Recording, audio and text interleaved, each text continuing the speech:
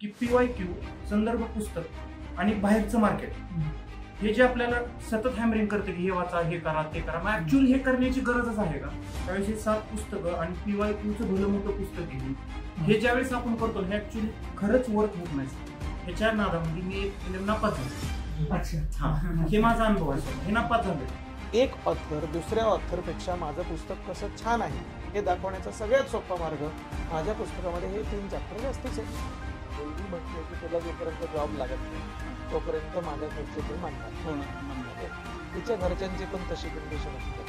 त्याच्यामागचे काही कारणं आपण वास्तविकता समजून घ्यायला पाहिजे. सरकारी नोकरी जी आहे त्या सरकारी नोकरीमध्ये जी जॉब सिक्युरिटी असते कदाचित त्यांना ते आकर्षक वाटत असेल. तर हे आयडियली प्रत्येक विषयाला कसं द्यायला पाहिजे, म्हणजे किती दिलं पाहिजे आणि त्याचं वेटेज कसं राहिलं पाहिजे असतो विद्यार्थ्यांकडून जर असं, कारण आम्हाला ते कन्फ्युजन राहतं. एक मिनिट पहिले मला सांगा, तुम्ही कोणत्या येणाऱ्या एक्झाम बद्दल विचारताय?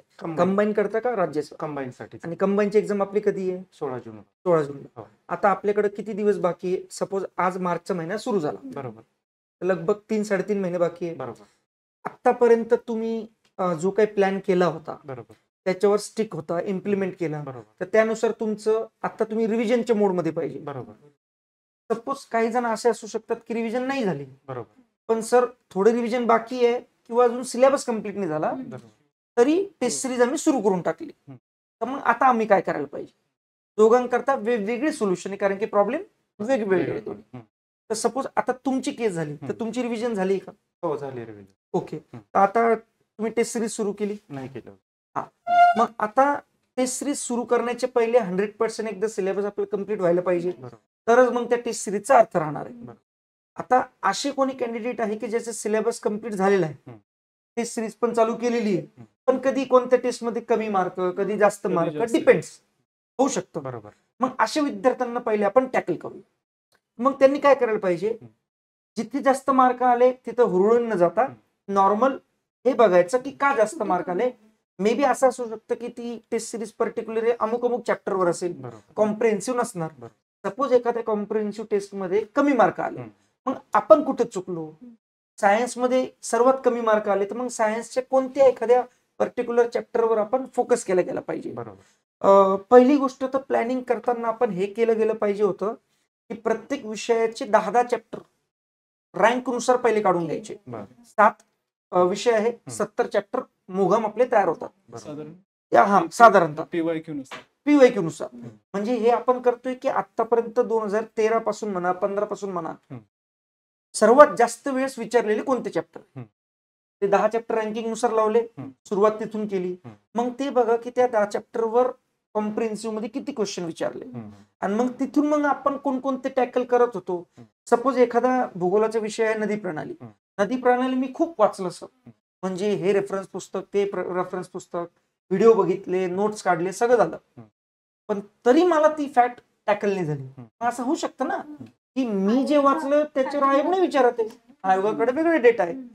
मग आपण ती विचारलेली टेस्ट सिरीज मधली फॅक्ट लिहून ठेवायची, आपल्या नोट्स मध्ये ती ऍड करायची. असं हे आपली पहिली स्टेज पाहिजे. त्याच्यामध्ये छोटासा एक भाग तुम्ही करू शकता की तुमची आता जे पुस्तकं ऑलरेडी वाचून झालेत त्याच्यामध्ये तुम्ही काही ना काही खुणा केल्या असतील. बरोबर. इथून पुढे आता खुणा करताना आता जी रिव्हिजन कराल त्या रिव्हिजन मध्ये एक छोटीशी आयडिया वापरा की रिव्हिजन करत असताना एखादा मुद्दा जर तुम्हाला असा दिसला, अरे हा मुद्दा मला आता रिव्हिजन करताना आठवलाच नाही, ओके, त्या मुद्द्याला पटकन खूण करून ठेवायचे की हा आपल्याला आठवला नव्हता. ओके, जे आठवले किंवा जो रिव्हिजन करताना जाणवलं की हे 100% आठवत होतं मला, त्याला काहीच खूण करायचे नाही, फुल इग्नोर करायचं. तुम्हाला जेव्हा पूर्ण तुमचं पुस्तक रिवाइज करून होईल तेव्हा तुमच्या पुस्तकामध्ये अशा ठिकाणी खुणा झालेल्या असणार आहेत की जिथे तुम्हाला काही सर्टन मुद्दे एवढा पूर्ण अभ्यास रिव्हिजन झाल्यात तेव्हा सुद्धा तो मुद्दा आठवत नव्हता. बरोबर तेच मुद्दे तुम्ही परत विसरण्याची शक्यता असते. ओके, तेच मुद्दे फक्त परीक्षेच्या आदल्या 10 दिवसांमध्ये नंतर रिवाइज करायचे. असंच सगळ्या विषयांचं झालं तर तुमच्या सगळ्या विषयांच्या पुस्तकामध्ये अशा खुणा होऊन जातील जे मुद्दे तुम्ही नॉर्मली विसरून जाता. ओके, आणि त्या मुद्द्यांना तुम्ही खुणा करू शकता. सो जसं पेपर सॉल्व्हिंगचं सरांनी सांगितलं, रिव्हिजन मध्ये हा वाला छोटीशी ट्रिक जर तुम्ही वापरली तर तुमच्या रिव्हिजनला धार येईल, खूप जास्त धार येईल. मायक्रो नोट्स पण काढतो ना आम्ही, मायक्रो नोट्स काढतो, त्यामध्ये पण काही मुद्दे राहून जातात की हे मुद्दे आम्ही ऍड नाही केले, पण जेव्हा रिव्हिजन करतो तेव्हा ते ऑटोमॅटिक ऍड होतात. बरोबर. म्हणजे आपण अडकळतोय किंवा आता नदी प्रणाली सरांनी सांगितलं, नदी प्रणाली खूप वेळा वाचले, आपलं तोंडपाठ पण झालंय, पण आयोगाचा कल बदललाय. हे नदी प्रणाली तर भूभागाशी रिलेटेड विचारतात आहे, अगदीच बरोबर. बरोबर. मग ते आपलं राहून जातं. तर मायक्रोनेटमध्ये मग ते ऍड केलं तरी पण होतं, किंवा तुम्ही जर सांगितलं फोन केलं तसं पण करताय. आता गोष्ट कशी आहे, नोट्स काढण्याचा वेळ शिल्लक नाही राहिला. हा. वेळ कमी. त्याच्यामुळे ज्या ऑलरेडी काढल्या असतील त्याच्यात आनंदच आहे. ओके, बाकीचं डायरेक्ट पुस्तकातच खून करायचं. पुस्तक किंवा नोट्स किंवा जे काही प्रिंटेड मटेरियल तुम्ही वापरत आहात त्याच्यातच डायरेक्टली खून करायचे. म्हणजे परत रिवाइज करताना तुमचं एक फिक्स तेच पुस्तक घ्यायचं आणि त्याच पुस्तकातल्या खुणा केलेल्या मुद्द्यांना परत एकदा बघायचं, कारण आपण ते मुद्दे विसरून गेलो. ऍक्च्युअल काय झालंय, पुस्तक भरलंय खुणा करून पूर्ण रंगीत झालं. मग आता ते वाचावं की नाही असा प्रश्न पडलाय. म्हणजे पाहिलं की हे होतं. बरं, हरकत नाही. समजा तुम्हाला ते पूर्ण पुस्तक भरलंय खुणा करून, रंगीत झालंय पूर्ण, त्याच्या पुरेशा रिव्हिजन झाल्या, तरी पण जर तुम्हाला असं वाटत असेल की हा विषय अजूनही हातात घ्यावा आणि त्याचं काहीतरी रिवाइज करावं, ह्याचा अर्थ ते वाचायला. ते रंगीत झालंय म्हणून वाचायचं की नाही वाचायचं हा प्रश्न नाहीये. तुम्हाला त्या विषयाबद्दल किती कॉन्फिडन्स येतोय त्यानुसार ठरवा की ते पुस्तक वाचायचं की नाही वाचायचं.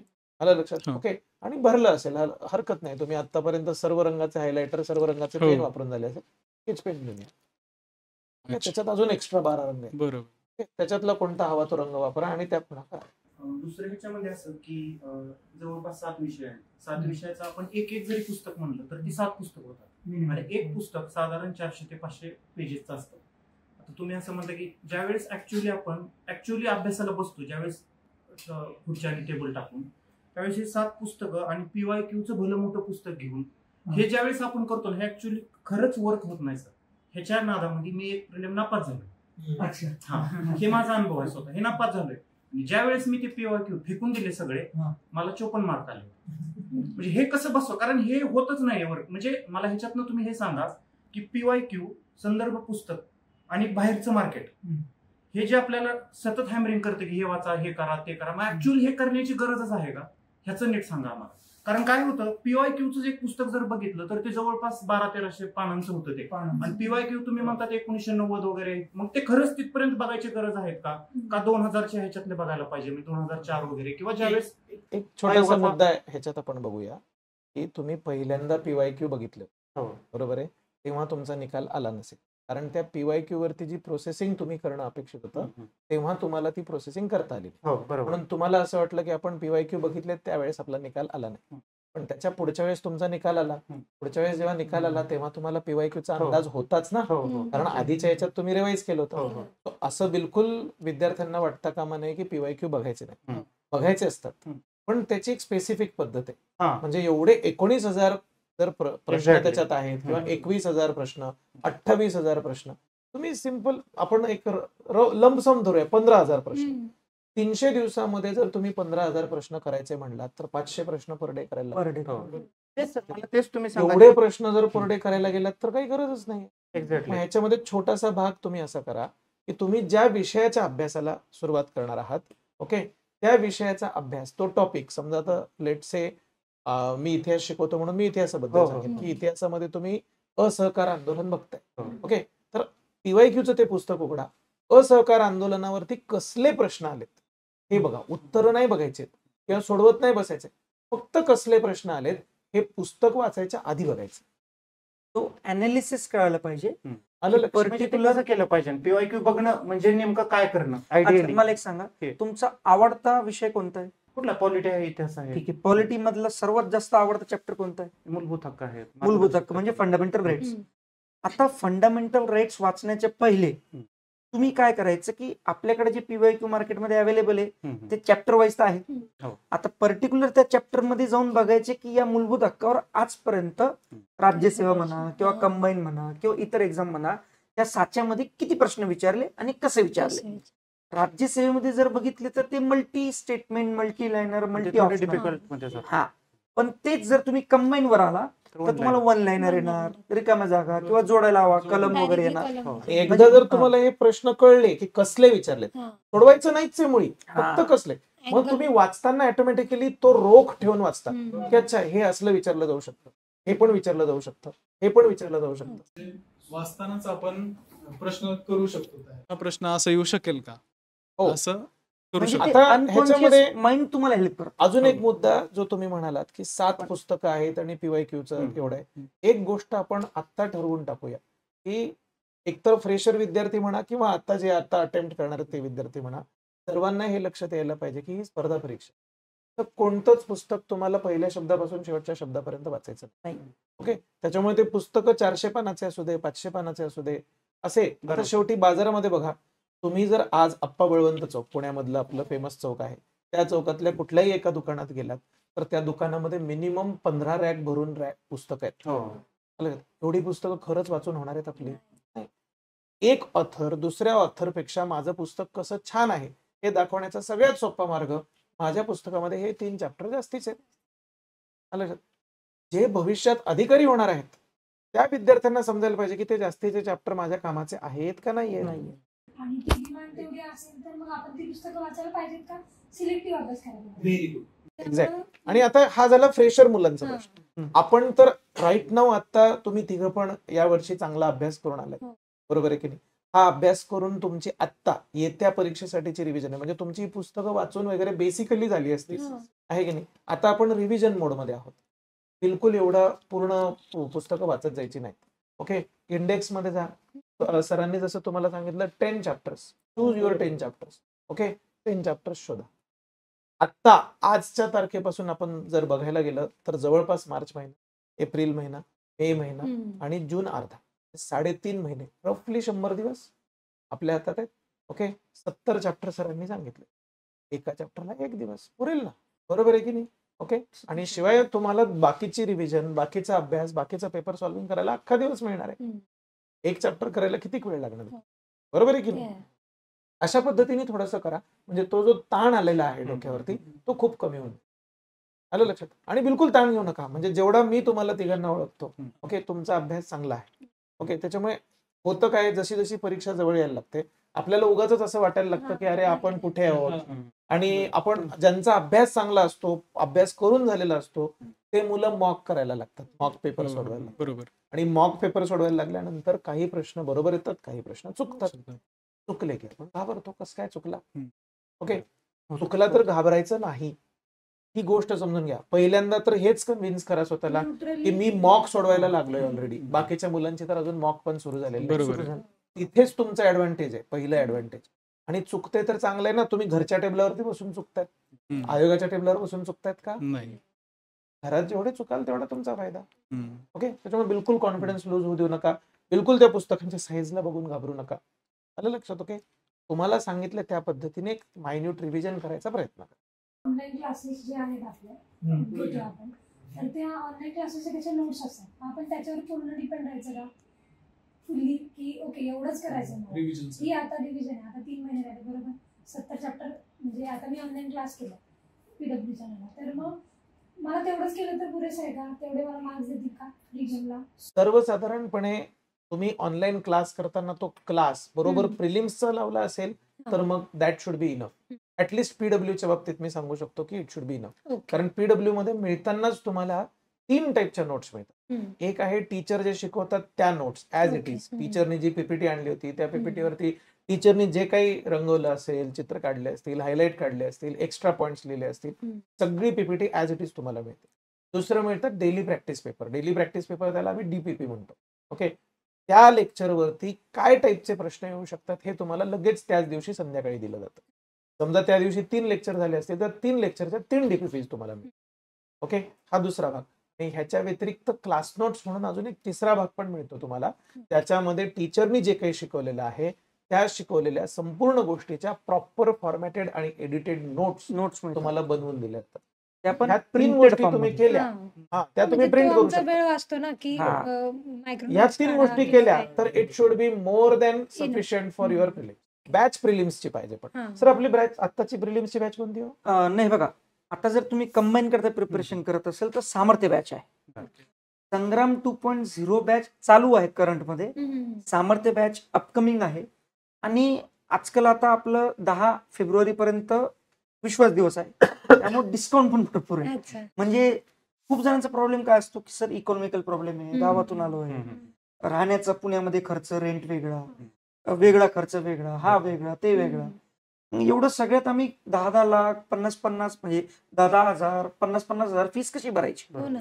मग त्याच्याकरता आम्ही काय केलंय की फीस एवढी कमी आहे म्हणजे तुम्ही विचारही करू शकत नाही. सपोज मला एक सांगा, तुम्ही पुण्यात राहताय, पुण्यात आज एक नॉर्मल एक जणाचं किती खर्च होऊ शकतो? रेंट पकडून मिनिमम 8,000. 8,000. 8,000. त्याच्यामध्ये तुमचं एक महिन्याचं जेवण आलं, हो.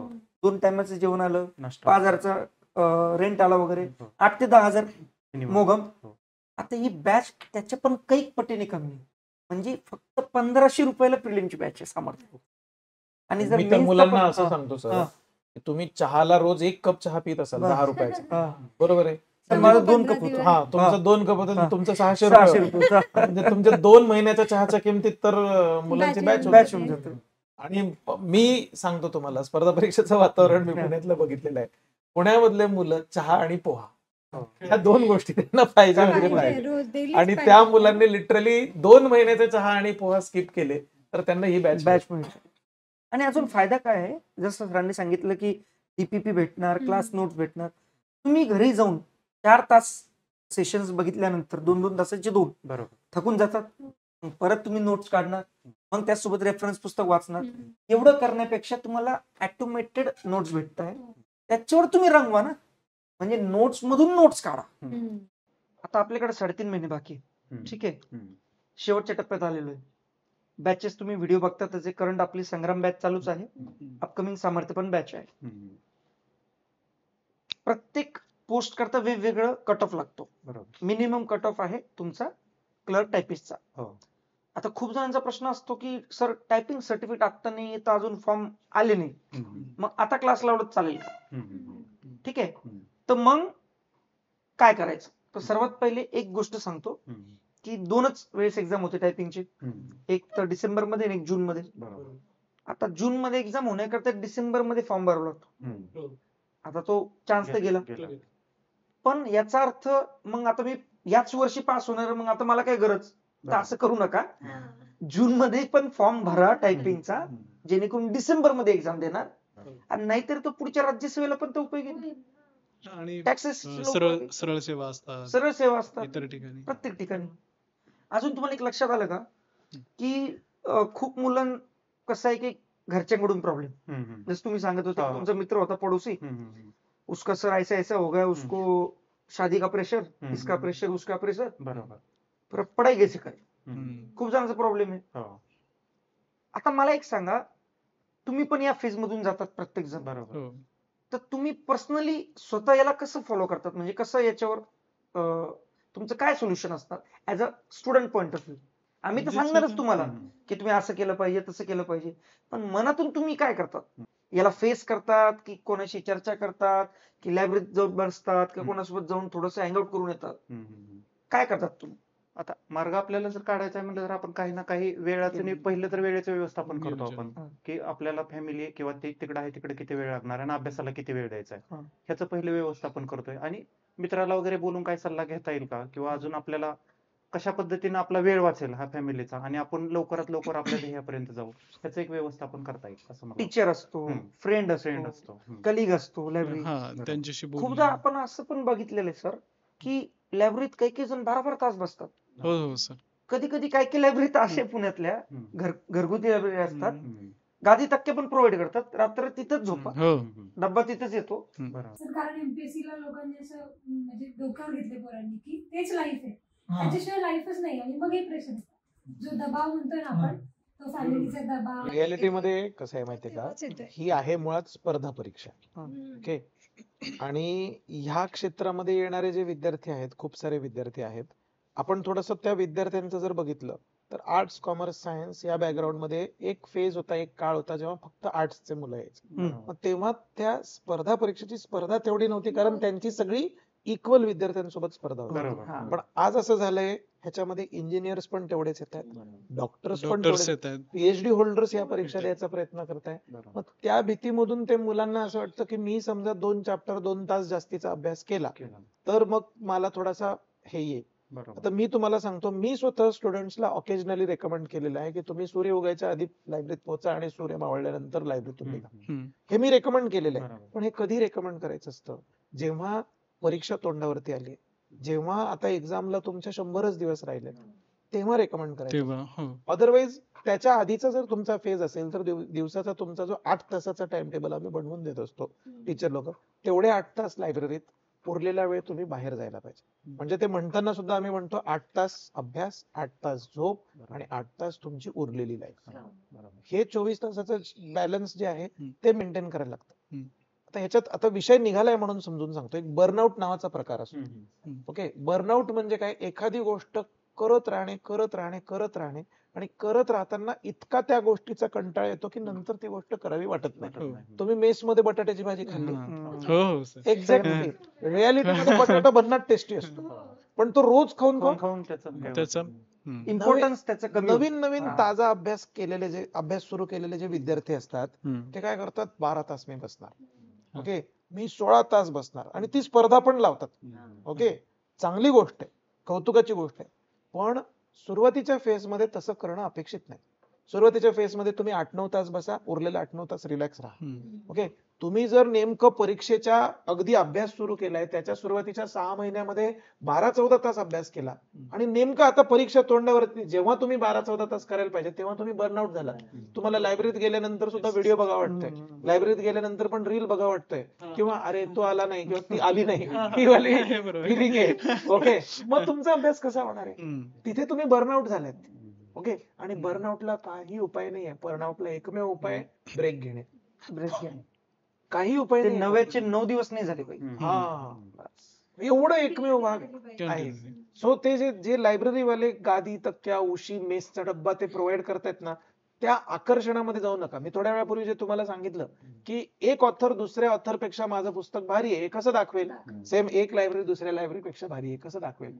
आमच्याकडे गादी तक्क्या पडे, सगळं आलं लक्षात. ओके, सो ज्याला उद्या चलून जिल्हा चालवायचा आहे, चौकी हँडल करायची आहे, okay, DySP, deputy collector, PSI, STI असे मोठे पद होल्ड करायचे, त्या मुलांना ही प्रॅक्टिकॅलिटी समजली पाहिजे. बरोबर, की आता स्लो पेस मध्ये धावण्याचा पार्ट. ओके, फक्त मी त्या ग्रुप सोबत राहायला पाहिजे.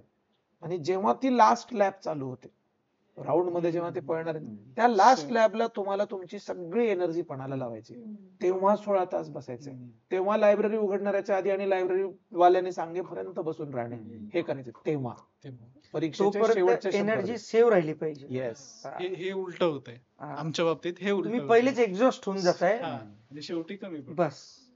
मग होतं काय, सर मैंने तो मेरे तरफ से पूरा 100% दिया, पर वो 100% पहिले 6 महीने में नहीं देना था, शेवटी दिला पाहिजे, मग हा प्रॉब्लेम होतो. त्यानंतरचा प्रश्न एक तर आपण PYQ संदर्भ पुस्तक बघितले, पण ज्यावेळेस आयोगाचा पेपर येतो, कारण आयोगाचे पेपर आता एकदम असे फ्लेक्झिबल आहेत, म्हणजे कधी अवघड, म्हणजे त्यांचा पॅटर्न जो आहे नो पॅटर्न इज पॅटर्न असं झालंय ते. हा, तर मग ते कसं, म्हणजे ज्यावेळेस आपण सगळे आपल्याकडून तयारी करू जातो, एक विद्यार्थी म्हणून मी माझे जे आहेत 100 जे गुण आहेत ते सगळे मी केले बाबा. ज्यावेळेस मला आता माझा पेपर हे करायचंय, फेस करायचंय, तर ते कशा पद्धतीने केलं पाहिजे? कारण पेपर जर बघितला तर ज्यावेळेस त्या 1 तासामध्ये तो पेपर असतो, तर त्यावेळेस मी कुठला अप्रोच घेऊन त्या पेपरला बघितलं पाहिजे? कारण ह्या माझ्या डोक्यात गोष्टीच आहेत की आयोगाचं नेहमी असं फ्लेक्झिबिलिटी राहिलेली आहे, म्हणजे आपण वाचतो एक आणि पेपर एक येतो अशा पद्धतीने, किंवा आपल्याला ते तिथे गेल्यानंतर रिअलाइज होत नाही की अरे हे तर मी बघितलंच नव्हतं, अशा पद्धतीने.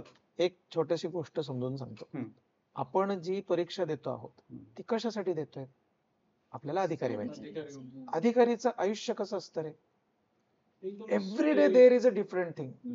आज आपण अज्युम करूया की तुम्ही PSI ची परीक्षा देताय, ओके, आणि या PSI देताय कशाला? तुम्ही तर मेन्स दिली, ओके, येस. सो तुम्ही आता ह्या PSI च्या परीक्षेमध्ये जेव्हा PSI व्हाल, तुम्हाला काय वाटतं? तुम्ही नेहमी क्राईम डिपार्टमेंट मध्ये राहणार आहे? नाही, वेगवेगळं बदलत राहणार. तुम्हाला कधी क्राईम मध्ये जायला लागेल, कधी तुम्हाला काय म्हणतात त्याला बाकीच्या गोष्टी बघायला लागतील, कधी तुम्हाला सायबर मध्ये जायला लागेल, बरोबर आहे. आणि हे तर सोडून द्या, बरं एका डिपार्टमेंट मध्ये जरी राहिला तरी every day is not same. आज तुमच्या समोर दिसतायत की बाबा नेमकं गावामध्ये ज्या चौकीमध्ये तुम्ही आहात, तुमच्या हद्दीमध्ये जत्रा होती आणि खूप मोठ्या प्रमाणामध्ये छोट्या चोऱ्या झाल्या, त्याला आपण काय म्हणतात त्याला चिंधी चोऱ्या झाल्या, त्या झाल्या. आणि एका दिवशी असं असतं की खूपच हिनियस क्राईम झाले, ओके, खूप मर्डर झाले किंवा काहीतरी झालंय, ओके. एव्हरी डे तुमच्या समोर वेगळा असणार आहे, अनप्रेडिक्टेबल असणार आहे. तुम्ही झोपेतून उठून जेव्हा सगळं आवरून चौकीला पोहोचाल तेव्हा तुमच्या समोर तुमचे जे ज्युनियर्स आहेत ते काय कशाची फाईल घेऊन थांबलेले असतील हे तुमच्या माहिती असणार आहे. त्या अनप्रेडिक्टेबिलिटीला तुम्ही कसे हँडल करता हे तपासण्याचा हा आयोगाचा मार्ग आहे की प्रेडिक्टेबल सिच्युएशन्स मध्ये तुम्ही कसं वागता आणि अनप्रेडिक्टेबल सिच्युएशन्स मध्ये तुम्ही कसं वागता. तुमच्या समोर जेव्हा एखादा प्रश्न येतो आणि पॅटर्नच अख्खा पेपरच अनप्रेडिक्टेबल होता मग त्याच्यामध्ये तुम्ही डिस्टर्ब होता का सिच्युएशन. सो आयोगाने पॅटर्न बदलणं हे आयोगाचं काम आहे. आयोग पॅटर्न बदलत राहणार पण पॅटर्न बदलला की मुलांची जी ओरड असते ओके की सिलेबस च्या बाहेर आला एक गोष्ट समजून घ्या तुम्ही सगळ्यांनी समजून घ्या जे विद्यार्थी आपल्याला बघतात त्यांनी पण समजून घ्या की ही जी ओरड आहे किंवा सिलेबसच्या बाहेरचा प्रश्न आला हे पॉसिबल नाही. त्याच्या मागचं कारण आहे आयोगाला सुद्धा माहिती आहे की विद्यार्थी आता एवढा सजग आहे की जर आयोग सिलेबसच्या बाहेरचा प्रश्न आला तर केस फाईल होईल. सो आयोग जेव्हा पेपर सेट करतात ते ऑलरेडी 4 वेळा तपासतात की प्रत्येक प्रश्नाचा रेफरन्स पॉईंट काय आहे, कुठल्या पुस्तकातून आलाय, त्याचं उत्तर, त्याचा रेफरन्स पॉईंट काय, ते कुठल्या पुस्तकातून आहे, हे 4दा तपासलं जातं. मगच तो पेपर सेट होतो आणि पेपर परीक्षेला येतो. कारण त्यांना माहिती आहे की एकेका प्रश्नावरती 100 केसेस फाईल होतात असे जर चुकला तर. ओके, कोणी सोडत नाही हा चान्स. ओके, त्याच्यामुळे सिलेबसच्या बाहेरचा प्रश्न नसतो. पॅटर्न तुमच्या हातात नाही. तुम्ही अनप्रेडिक्टेबल सिच्युएशनला कसं सामोरं जाता ह्याच्यासाठी तुम्हाला तुमचं मन खंबीर बनवायचं. मी तर तुम्हाला सांगतो की ज्या दिवशी पेपर तुमच्या हातात येईल ते सील ओपन करून तुम्ही उघडायला जाल तेव्हाच एक मोठा श्वास घ्यायचा आणि आधीच गृहीत धरून ठेवायचं मी कधीच न बघितलेला पॅटर्न कदाचित आतमध्ये असू शकतो. ओके, तेव्हाच ती गोष्ट उघडायची. त्याच्यामुळे बिलकुल पण हे डोक्यात ठेवू नका की त्याला कसं हँडल करूया किंवा मेंटली प्रिपेअर राहायचं. अभ्यास चांगला झालेला असेल किती फिरून विचारला प्रश्न तर सोडवता येईल. ऑनलाईन आपले क्लास घेतले, बॅचेस घेतली, त्याच्यात क्लिअरली मेन्शन की आपण टेस्ट सिरीज प्रोव्हाइड करतोय. प्रत्येक कंबाईनच्या मिनिमम 10 टेस्ट तरी होणार आहे. त्या 10 टेस्ट तुम्ही सोडवणं पहिले गरजेचं आहे. त्याचं अनालिसिस करणं गरजेचं आहे आणि त्यावर काम करणं गरजेचं आहे. ही झाली नाण्याची एक बाजू. असं होऊ शकतं ना की सर ते 10 पण झालं पण और मेरे को पेट में गुदगुदी हो रही और कुछ तुम्ही बताओ. तर मार्केटमध्ये जी सर्वात चांगली टेस्ट तुम्हाला भेटून जाईल त्याचे 10 पेपर 10 टेस्ट जाणार. पण एवढं पण नका करू की सर सकाळी पण एक टेस्ट पेपर, संध्याकाळी पण एक टेस्ट पेपर, रोजचे 2 केल्याशिवाय आम्हाला काहीच होत नाही आणि मग असं 20 दिवसात 40 टेस्ट पेपर. मग ते सरने कसं सांगितलं, स्वतःला बर्नआउट नका करू की मला टेस्ट पेपर सोडल्याशिवाय मी झोपणारच नाही. 10 test 15 test more than sufficient आहे. फक्त तुम्हाला जाणायचं आहे की कभी न देखा जशी सिच्युएशन आली तर मला हँडल कसं करायचं. आणि कसं असतं मला पेपर एकदमच नवीन वाटला. हे असं त्याच मुलांच्या बाबतीत होतं ज्यांचं कुठेतरी सिलेबस 100% कम्प्लीट झाला नाही, ज्यांनी पीवायक्यू बघितलेली नाहीये, ज्यांना प्रॅक्टिस नाहीये. आता सर मी पीवायक्यू एकदम भारी केले, मला चॅप्टरचं अनालिसिस माहितीये, मला कंबाईन मध्ये कशा पद्धतीने प्रश्न 4च प्रश्न आहेत. एक रिकाम्या जागा विचारतील, एक जोड्या लावा, एक सिंगल लाईनर, एक मल्टी लाईनर. या 4 व्यतिरिक्त एकही प्रश्न नवीन टाईपचा नाहीये. आणि मला हे पण माहितीये की जसं तुम्ही मूलभूत हक्क सांगितलं, मूलभूत हक्कावर नेहमी कंबाईन वर जास्तीत जास्त कलम आणि जोड्या लावा विचारले आणि तेच मूलभूत हक्क राज्यसेवेमध्ये गेले तर मल्टी लाईनर आहे. आता जर तुम्हाला सगळंच फिक्स माहिती आहे तर कवी न देखा ज्याचा पेपर होणारच नाही. ज्यांच्या बाबतीत असं घडतं याचा अर्थ त्यांचा अभ्यास परिपूर्ण नाही, त्यांनी स्वतःच 100% नाही दिलं. मध्ये पेपर किती लावायचा ह्याच्यासाठी ना मी एक फॉर्म्युला मुलांना सुचवत असतो की तुमच्या रफली 1500 ते 2000 चुका शोधून काढा. म्हणजे आता समजा एका पेपर मध्ये तुम्हाला 50 चुका सापडत असतील. ओके, तर 1500 चुका सापडण्यासाठी किती पेपर सोडवायला लागतील आपल्याला? बस ते साधारणपणे 30 पेपर. बस. आणि ते लिहून समजा घ्यायचं तुम्हाला एका पेपर मध्ये डायरेक्ट 80 चुका सापडतात तर तुम्हाला कमी पेपर सोडवायला लागतील ना. ओके, म्हणजे रियालिटी कशी आहे, ज्यांचं जास्त चुकतंय त्यांना पेपर कमी सोडवायचं आणि ज्यांचं कमी चुकतंय त्यांना पेपर जास्त सोडवायचं. ओके, आपल्याला नंबर ऑफ चुका शोधून काढायच्या स्वतःच्या, जेणेकरून त्या चुका तुम्ही परीक्षेत रिपीट नाही. आपण गृहीत धरूया तुम्ही 2000 चुका शोधून काढल्या. ओके, आणि त्याच्यामधल्या फक्त आपण असं गृहीत धरू 5% प्रश्न रिपीट झाले. 2000 प्रश्न तुम्हाला असे सापडलेत की जे तुम्ही सोडवले तर चुकत होते पण आता चुकणार नाहीत कारण तुम्ही बघून घेतलेत चुकतायत म्हणून. आता त्या 2000 पैकी फक्त 5% प्रश्न जर परीक्षेला आले तर किती संख्या होते? 100 100. अख्खा पेपर झाला ना सर. हो. आणि 5% प्रश्न येण्याची शक्यता आहे की नाही? नक्कीच. 100%. महाराष्ट्रात डायरेक्ट रँक वर. आलं लक्षात? सो थोडासा हिशोब हा ठेवा डोक्यामध्ये. म्हणजे मग किती पेपर सोडवायचे किंवा त्या पेपरमध्ये किती मार्क आले किंवा किती राईट आले किती रॉंग आले तिकडे लक्षच नाही जाणार. तुमचं लक्ष असंच अच्छा या पेपरमध्ये 60 चुका सापडल्या, बरं झालं. ओके, या पेपरमध्ये 80 सापडल्या, बरं झालं. ओके, वाईट नाही वाटणार, आनंद वाटेल की एवढ्या चुका सापडल्या आपल्या.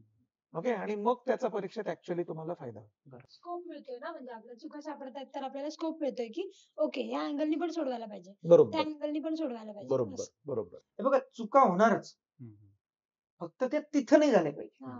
ते पहिलेच करून घ्या. या ऑनलाईन क्लासेसचं कसं आहे सर, आपण ऑनलाईन करतोय बरोबर, आपण करतो, नोट्स काढतो, पुढे जातो, दुसरा दिवस येतो, परत नेक्स्ट डे सगळं नवीन. तर मग तिथे थोडस म्हणजे मार्गदर्शन पण पाहिजे आधेमध्ये, असं शिक्षकांचं कसं किंवा आहे, स्टुडंटचं. तोच पण येतो, हा रोज तेच करायचं, रोज तेच. यातून थोडंफार अवांतर काय करता येईल किंवा बुद्धीला वेगळं काय म्हणू आपण, रिलॅक्सेशन म्हणा, हे त्याबद्दल थोडस तुम्हाला मध्ये असं वाटतं की यार सर बहुत हफ्तेभर वय पडली, हा. आता नको ते. तेच चालू हा आहे. खूप झालं. मग थोडस प्रत्येकाची हॉबी असते. आता मला विचारलं तर मला वेब सिरीज बघणं, मूवीज बघणं खूप आवडतं. मग मी काय करणार ऍज अ स्टुडंट म्हणून, 4 चॅप्टर पाहिल्यानंतर वेब सिरीजचा 1 पार्ट, म्हणजे एक सीझन 4 चॅप्टर, दुसरा सीझन 4 चॅप्टर, तिसरा सीझन 4 चॅप्टर, 12 चॅप्टर, एक विषय संपला, समजा. लगेच नेक्स्ट सीझन. म्हणजे ऍटलिस्ट त्या लालचमुळे थोडस तरी आपण काहीतरी हातपाय मारणार. आणि माणूस आहे ना, रोबोट तर नाही, काहीतरी तुम्हाला आमिष दाखवावंच लागेल, हो.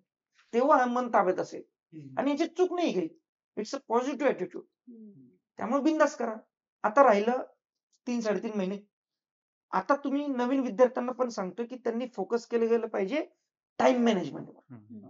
आता तुम्ही वर्षभर केलं ठीक आहे ना, खूप रामायण महाभारत केली, पण आता 1 तासात बसून नेमकं काय करायचं, स्टार्टिंगला कोणता सब्जेक्ट, एंड कुठं झालं पाहिजे. सर माझं मॅथ्स रिझनिंग चांगलं आहे कारण की वेटेज जास्त आहे, 100 मधून 20 प्रश्न तिथंच आहे तुमचे. 19 तर कटअप लागला होता मागच्या वेळेस, हा. 19 तुम्ही होताय. जागा तर होत्या. पहिले तुम्ही डिसाईड करून घ्या की तुम्हाला विषय पहिले कोणता करायचा आहे. 11 वाजता पेपर एक्झॅक्टली सुरू होतो, 11 वाजून 11:20 पर्यंत मी मॅथ्स रिझनिंगचे 20 प्रश्न करणार, हम्म. आणि बाकीच्या राहिलेल्या वेळेमध्ये 40 मिनिटात मी बाकीचे विषय करणार. मग त्याच्यानंतर तुम्ही करंट अफेअर्स घ्या किंवा मग जॉग्राफी घ्या, तुमचा विषय. पण प्रत्येक विषयाकडून मला किती मार्क घ्यायचे पहिले ते पदार्थ पाडून घ्या. असं नाही की सर माझं 100 क्वेश्चन सगळेच वाचून झाले पाहिजे. असं नाही. कधी कधी रँकरचे पण होत नाही, पण तू जेवढं वाचतो ना तेवढं परफेक्ट असतं आणि त्याचं परफेक्ट लॉजिक असतं. एलिमिनेशन टेक्निक वापरा, आतापासून प्रॅक्टिस करा. टेस्ट पेपर सोडवताना बरोबर कोणते शोधण्यापेक्षा चुकीचे कोणते ते एलिमिनेट करा. अल्टिमेटली तुम्ही बरोबर कडेच पोहोचणार. हा फायदा असतो. सर तुम्ही मागच्या वेळेस सांगताना एक एलिमिनेशन टेक्निक सांगली होती, त्याच्याकरता हिस्ट्रीचं एक एक्झाम्पल दिलं होतं.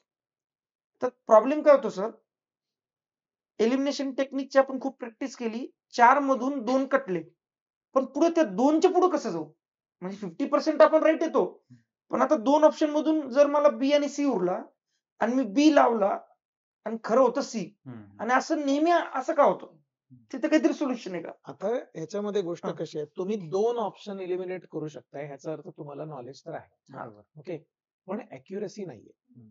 हा मुद्दा आहे. 2 ऑप्शन पर्यंत तुम्ही पोहोचताय, ह्याचा अर्थ तुमची अॅक्युरेसी नाही, आणि अॅक्युरेसी येण्यासाठी सरावच लागतो. ओके, सो तुमच्या सोबत जर असं होत असेल की सर हा जो पेपर माझ्या समोर होता, या 100 प्रश्नांपैकी 100च्या 100 प्रश्न मला ओळखीचे वाटत होते आणि तरी त्याच्यामध्ये मी एवढ्या चुका केल्या, ह्याचा अर्थच आहे तुमचा सराव नाहीये.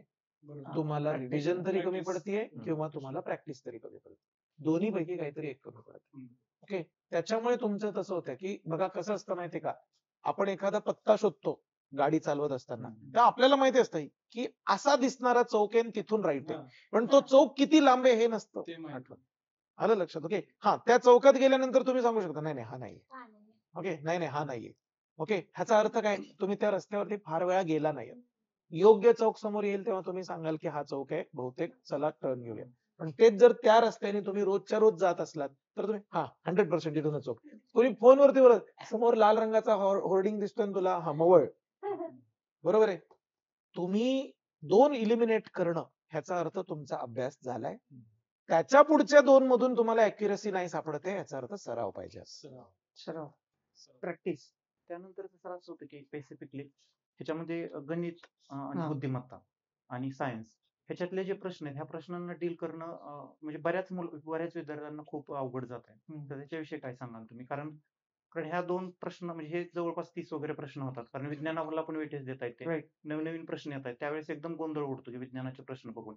आणि गणित मॅथ रिझनिंगचं असं होतं की आपल्याला येतं, पण ते कधी कधी ते सूत्र आठवत नाही आपल्याला, किंवा कधी कधी काहीतरी सिली मिस्टेक होती. अशा पद्धतीने ते होतं मॅथ रिझनिंगच्या बाबतीमध्ये. काही प्रश्न सोपे पण असतात, काही ते मोठे पण बनवतात. तर ह्या स्पेसिफिकली मला मॅथ रिझनिंगचं सांगा की किती आपलं म्हणजे समजा 20 प्रश्न आहेत, तर आपले आपण कितीपर्यंत अटेम्प्ट करायला पाहिजे त्याचा व्यवस्थितरित्या, जे की सिम्पल असतात, मीडियम असतात अशा पद्धतीचे, आणि कशा पद्धतीने त्याला आपण हे केलं पाहिजे? टॅकल केलं पाहिजे. हे बघा, प्रश्न तुमचा चांगला आहे आणि खूप जणांचा प्रश्न आहे. हो. आणि दुप्तीरथ मॅथ्स रिझनिंग लहानपणापासून. म्हणजे सर 10वी नंतर मला मॅथ्स हा. रिझनिंग नको होतं म्हणून मी आर्ट्स घेतलं. पण आता एमपीएससी करत करत परत डोक्यावर आलं ते मॅथ्स रिझनिंग. बरोबर. मग माझं असं मत आहे ना, त्याला एकदा शिकूनच घ्या तुम्ही. हम्म. मग तो ताणच नको. हम्म. आता मॅथ्स रिझनिंग मध्ये येणारे आपल्याला प्रिलिम मध्ये 20 प्रश्न आणि इव्हन कंबाईनच्या मेन्स मध्ये पण भरभरून मॅथ्स रिझनिंग आहे. हम्म. मग त्याला तुम्ही ऑप्शन मध्ये सोडूच शकत नाही. बरोबर. आता मग जर करायचंच आहे तर मग काय करायचं? हम्म. अंकगणित आणि बुद्धिमत्ता दोन्ही मिळून 40 प्रश्न 40 चॅप्टर तरी आहे. हो. 40 प्लस बरोबर. येणार 20 क्वेश्चन इन मीन. हो. आणि असं तर होत नाही की एका चॅप्टरवर 2-2, 3-3 प्रश्न विचारले. नाही. हो. म्हणजे आपण असं पकडून चालू की 20 चॅप्टर तरी येणार. बरोबर. जर तुम्ही प्रॉपर अनालिसिस केलं तर हम्म. असे 10 चॅप्टर आहे ज्याच्याशिवाय पेपरच इनकम्प्लीट असतो. हम्म. ते दरवर्षी येतातच. हम्म. ते 10 चॅप्टर फिक्स आहे. हम्म. पहिले तुम्ही त्याची प्रॅक्टिस करायची वर्षात. म्हणजे पझल प्रश्नावर प्रश्न आला हम्म. की तो असाच सोडवला गेला पाहिजे. कॅलेंडर दिनदर्शिकावर प्रश्न आला तर तो असाच सोडवला गेला पाहिजे. त्याचे सगळे टाईप फिक्स केले. हम्म. पर्सेंटेज आहे टक्केवारी. हम्म. त्याचे आजपर्यंत अनालिसिस केल्यावर 14 प्रकार पडतात. हम्म. बॅच मध्ये शिकवताना मी सांगून देतो की हे पर्सेंटेज चॅप्टर आहे. हम्म. टोटल 14 प्रकार पडतात. त्याच्या बाहेर नवीन प्रकार येणार नाही. आला तर बघून घेऊ. 14 प्रकार. आता प्रश्न जसा आपल्या समोर येणार, कळाला पर्सेंटेजचा आहे, हा टाईप 3ऱ्या नंबरचा आहे, या 3ऱ्या नंबरला सोडवताना असं करायला पाहिजे होतं, लगेच सोडवायचं. आता हे जोपर्यंत फिक्स होत नाही तुमचं पाठ होत नाही, आणि हे कधी होणार? हे तर जीएस तर नाहीये. आज रात्री इंजिनिअरिंगची कसं करतात? आज रात्री वाचलं, उद्या जाऊन एक्झाम मध्ये सोडवलं. मॅथ्स रिझनिंगचा प्रॉब्लेम तो आहे ना, ये जल्दी पटती नहीं और एक बार पट गई तो ये डायरेक्ट बीवीच बनते. असं आहे. म्हणजे मॅथ्स रिझनिंगचं कसं आहे की खूप कॅल्क्युलेशन प्रॅक्टिस करावं लागते, वेगवेगळे टाईप समजून घ्यावं लागतात. पण एकदा डोक्यात बसले की मग तुम्हाला कसाही प्रॉब्लेम द्या होतो. पहिले टाइम मॅनेजमेंट करा आणि इगो मध्ये नका. कधी कधी असतो कोडिंग डिकोडिंगचा प्रश्न, कूट प्रश्न, कंपॅरेटिव्ह अनालिसिसचा प्रश्न, स्टेटमेंट विधानांचा प्रश्न, मोठमोठे प्रश्न आहे. आता इथं तर डिसिजन मेकिंग येत नाही राज्यसभेसारखं, पण तरी आयोगाला तुम्हाला थांबवायचं कुठेतरी, मग सोपा प्रश्न देणार, पण देणार मोठा. असणार सोप्पा, टाईप सोप्पा, पण कॅल्क्युलेशन अवघड. मग तुम्ही इगोने आणायचं, कैसे मेरे से सॉल्व्ह होतात. बरोबर. प्रॉब्लेम जर एखाद्या प्रश्नाला तुम्ही 10 मिनिटं घेतले की तुम्ही झालं. पुढचे 10 प्रश्न खाल्ले. बरोबर. तर तुम्हाला टाइम मॅनेजमेंट तुम्ही फिक्स करायचं. 11 वाजून 11:20 पर्यंत माझे 20 मधून 15 झाले, सफिशियंट आहे ना, सोडून द्या 5, नंतर वेळ भेटेल तर करेन. प्रत्येक विषयाला तुम्ही तेवढा वेळ दिलाच पाहिजे. याचा त्याला आणि त्याचा, याच्या घरचं सिलेंडर त्याच्या घरी नाही लावू शकत आपण. प्रत्येकाला वेगवेगळे सिलेंडर आहे, सेम प्रत्येकाला वेगवेगळे टाईप, वेगवेगळे टाइम दिले पाहिजे. आणि ही प्रॅक्टिस एकदा करून चालत नाही ना, तुम्हाला तो आकडा फिक्स झाला पाहिजे. ती घड्याळ पण घरी सोडवताना 11 वाजताच पेपर असतो तुमचा, 11लाच लावून बसायचं. 11, 11:20, मग 20 पासून पुढे 45 पर्यंत, 45 पासून 55 पर्यंत, आणि 55 पासून 5 मिनिटं चेक करण्याकडे, आणि शेवटचं फक्त जाताना. सर अजून एक हा मानसिकता काय असते की बाबा मी एमपीएससी करतोय, मग मी वाचायचं नाही कादंबऱ्या, मी फिरायला नाही जायचं, मी पिक्चर नाही पाहायचा, म्हणजे मी इथंच बसायचं. हे कोण सांगतं आपल्याला? किंवा आपण का ठरवतो की सगळं बंद करायचं, सगळं बंद, फक्त एमपीएससी? नाही मग म्हणजे तुम्हाला काय वाटतं की हे सगळं करून आपण एमपीएससी केलं गेलं पाहिजे? नाही, थोडा वेळ इकडे दिला पाहिजे. हा, आपण वाचत होतो कादंबरी, राईट. त्या बंद केल्या मी. हा, हे झालं. त्याच्यामध्ये एक छोटासा भाग सांगतो समजून, हम्म. की आपल्याकडे खूप आधीच्या काळापासून आपल्या मनावरती एक बिंबवत आलेलं आहे हा, की एकाग्र चित्ताने काम हम्म. करायचं, इकडे तिकडे तुमचं हे नाही व्हायला पाहिजे, तुमचं लक्ष विचलित होता कामा नये. ओके, लहानपणापासून आपल्याला हे शिकवत आलेलं आहे. हे बरोबरच आहे, पण रियालिटीमध्ये तुम्ही जे आता सांगितलं, आता तुमचा प्रश्न जो होता की एमपीएससी मध्ये कादंबऱ्या वाचायच्या नाही, वेब सिरीज बघायच्या नाही, मूवीज बघायच्या नाही, म्हणजे अभ्यास फिरायला एक जायचं. किल्ले ट्रेक करायचे ट्रेक नाही, करायचं. फिरायला जायचं नाही. ओके ना, अभ्यास एक अभ्यासच हा, करायचा अभ्यास आहे का? आहे की नाही? ओके, असं कोणी सांगितलं? तर पहिली गोष्ट असं कोणीच नाही सांगितलं. ओके, मुलं ही असं करायला लागली म्हणून आयोगाने पॅटर्न पण बदलला. ओके, आणि आयोगाने आता जो युपीएससीच्या धर्तीवरती आणलेला पॅटर्न आहे ना, त्याच्यामध्ये जो किल्ला बघून आलाय त्याच किल्ल्यावालं उत्तर छान येणार आहे. जो वास्तविकतेमध्ये म्हणजे काय म्हणतात त्याला, समाजामध्ये समजा एखाद्या सेवा वस्तीमध्ये, म्हणजे झोपडपट्टी ज्याला आपण म्हणूया, ओके, तर झोपडपट्टीमध्ये सेवा करून आलाय खरंच एकदा तरी एनएसएसच्या माध्यमातून, एखाद्या एनजीओच्या माध्यमातून, तोच खरंच सोशल इश्यूजचे प्रश्न उत्तम पद्धतीने लिहू शकणार आहे. ओके, ज्याने खरंच आपल्या पप्पांच्या शेजारी बसून महिन्याचं बजेट काढलेलं आहे, तो इकॉनॉमिक्सचे उत्तर चांगले लिहू शकणार आहे. ओके, सो तुमचं म्हणणं अगदी करेक्ट आहे की हे आमच्या डोक्यावरती बिंबवलं गेलेलं आहे, पण मी समजावून सांगतो, म्हणजे तुमच्याशी पूर्ण टक्के सहमत आहे की हे नाही करायला पाहिजे. तुम्ही जे बर्नआउट वाला विषय होता परत तोच आहे. ओके, की तुम्ही एक सर्टन वेळ अभ्यासाला दिला की त्याच्यानंतर तुम्ही तुमच्या व्यक्तिमत्वाला वेळ द्या. ओके, मी हे नाही म्हणत जाऊन कट्ट्यावरती बसा, करा ना, काहीतरी करा, हॉबी करा. जसं सर म्हणाले वेब सिरीज बघणं ही माझी हॉबी आहे, तसं तुमची अजून काहीतरी असेल, गाणे ऐकणं, गाणे गाणं, मे बी एखादं वाद्य शिकणं, कादंबऱ्या वाचणं फॉर दॅट मॅटर. ओके, कराच, 100% कराच, मी तर सांगतोय. आणि त्याच्यातूनच तुमचे पुढचे येत्या काळातले निकाल येणार आहेत हे लक्षात घ्या. हा, म्हणजे आपलं पण ही जी गोष्ट आहे ही परीक्षेच्या आदल्या दिवसापर्यंत करत राहायची का? तर नाही. ओके, हे पहिले फक्त 6 महिने, हा, शेवटचे 3 कुठेतरी तो महिने पॉज बंद. आला पाहिजे कुठेतरी, की बाबा आता काही दिवसांसाठी मात्र अभ्यास आहे की अभ्यास, वाहवत नाही जायचं. हा भाग मात्र समजला पाहिजे. आणि जबरदस्तीची मेहनत न घेऊ. आता एक माझा स्टुडंट होता, 6 किलोमीटर दूर होती तिची लायब्ररी, पण सर ते काय कष्ट घेतल्याशिवाय अभ्यास होत नाही म्हणून गाडी आहे घरी, पण सायकल नवीन घेतली सायकलवाला आणि सायकलवर लायब्ररीत जातो. का? कारण की मग त्यांना वाटणार ना मुलांना किंवा सायकलवरून येत होता, की कष्ट करतो. मला सांगायला पण नंतर बरं वाटेल की मी सायकलवरून त्यावेळेस प्रवास करायचो. हा, अरे तिथं वेळ वाचवा ना तुम्ही. गाडी आहे तर, मी असं नाही म्हणत मग त्याच्याकडे तर गाडी घ्या, गाडी ऑलरेडी आहे ना, रिसोर्सेस आहे, वेळ वाचून पटकन लायब्ररीला जा. तिथं जबरदस्तीची सायकल घ्यायची आणि 1 तास चालवत जायचं. मग गोष्ट कशी आहे की ही स्पर्धा परीक्षेचा जो अभ्यास आहे ना, तिथे तुम्हाला स्ट्रेस जो आहे तो स्ट्रेस आणायची इच्छा होते. हा, मग तुम्ही शारीरिक स्ट्रेस पण आणता, बौद्धिक स्ट्रेस पण आणता आणि मानसिक स्ट्रेस पण आणता. येत नसेल तर त्याचा सेपरेट स्ट्रेस घेता की हा स्ट्रेस मला येत नाही. नाही नाही, माझ्यापेक्षा त्याला जास्त येतंय, हा एक नवीन स्ट्रेस. हा नवीन स्ट्रेस आहे. त्याच्यामुळे तुम्ही थोडस ते स्ट्रेस येणार नाहीत ह्याच्याकडे थोडस लक्ष द्या.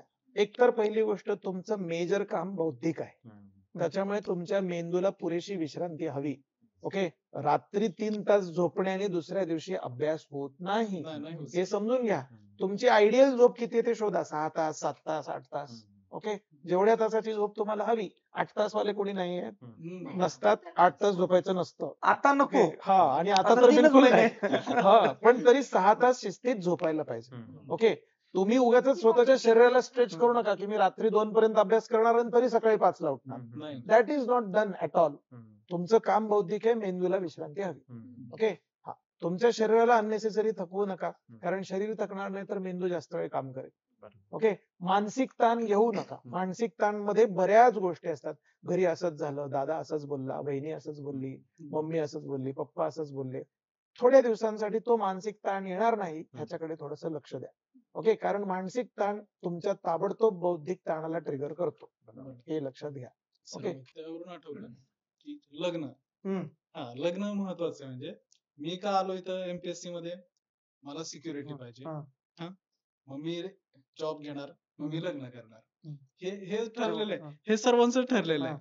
कोणीच हे नाही. हा, पण ती काय म्हणते, जोवर तू जॉब घेत नाही तोवर तोपर्यंत लग्न लग्न होणार नाही. तिच्या घरचे ते म्हणजे बऱ्याचशा अपेक्षा आहेत की मुलगा हा वेल सेटल पाहिजे, गव्हर्नमेंट job जॉबचाच पाहिजे. हा. तर ही काय मानसिकता आहे? अच्छा, हे बघा, हम्म. ह्या सिच्युएशन मुळे तुमचा अभ्यास होत नाही, एकंदरीत हे विचारायचं. ठीक आहे. हम्म. आता तुमचं ठीक आहे, लग्नाचा प्रॉब्लेम आहे, कोणाचा इकॉनॉमिकल प्रॉब्लेम असतो, कोणाचा दोस्ती यारी असतो, कोणाचा पडोसीच खूप ताण देतो. ठीक आहे. याच्यावर सर्वात बेस्ट जर कोणी विचारलं, या ओशो टाइपने मी तुम्हाला उत्तर देतो की असाच एक प्रश्न ओशोला विचारला गेला होता की सर दुनिया में बहुत से प्रॉब्लेम है, क्या करने का. याच्यावर एकच आहे की रिॲक्शन द्यायची नाही, रिप्लाय द्यायचा नाही. तुम्ही जसं आता तुम्ही सपोज सकाळी 5 वाजताच उठून लायब्ररी जातात किंवा तुमची PSI तुम्हाला फिजिकलची प्रॅक्टिस करायची आहे, तुम्ही रोज सकाळी गेट उघडून बाहेर जातात, पण ते गेटचा आवाज होतो आणि रोज तुमचा पडोसी येऊन तुम्हाला म्हणतो की यार रोज तुम्हाला आवाज आला. रिप्लाय द्यायचा नाही, तुम्हाला करायचं तेच करायचं. याचा अर्थ असं नाही की तो 5 वाजता येऊन चिडतो म्हणून मी आता 8 वाजता जाणार. तुम्ही 5 वाजताच जायचं, फक्त तो जसं भांडायला आला चुपचाप राहायचं. ओके. आणि एकदा तुम्ही जर PSI झाला किंवा कोणती पोस्ट मिळाली, मग तो पुष्पगुच्छ घेऊन येणार तुमच्याकडून की बरोबर. मी येत होतो म्हणून तो अभ्यास केला. बरोबर. त्यामुळे तर reply याच्यामध्ये देऊ नका. तुमचा जो कन्सर्न आहे की सर एखाद्या ह्याच्यामध्ये जोडप्यामध्ये मुलगी म्हणते की तुला जोपर्यंत जॉब लागत नाही हा. तोपर्यंत माझ्या घरचे काही मानणार नाही. होणं मान्य. ओके, तिच्या घरच्यांची पण तशी कंडिशन असू शकते. त्याच्या मागचे काही कारण आपण वास्तविकता समजून घ्यायला पाहिजे. सरकारी नोकरी जी आहे त्या सरकारी नोकरीमध्ये जी जॉब सिक्युरिटी असते, कदाचित त्यांना ते आकर्षक वाटत असेल की बाबा हा सिक्युअर जॉब मध्ये असणार आहे, आपली मुलगी सुखात राहील. बरोबर आहे. बरोबर. ओके, जर मुलगी पण त्या विचारांशी सहमत असेल तर मग माझं तर सरळ सरळ म्हणणं आहे की तुम्ही शिस्तीत अभ्यास करा. ओके, त्याच्याने डिस्टर्ब होऊ नका. Rather you should consider it like की मला 100% आता माहितीये की या वाटेने जायचं. हो. ओके, असं नाहीये की मला एखादी नोकरी लागली तर. उलट मला असं वाटतं की तुम्हाला खात्रीशीररित्या असं समजलं पाहिजे की अभ्यास केलं तरच इकडे जायचं. ओके, निदान तुम्ही डायलेमा मध्ये तरी नाही आहात. हो.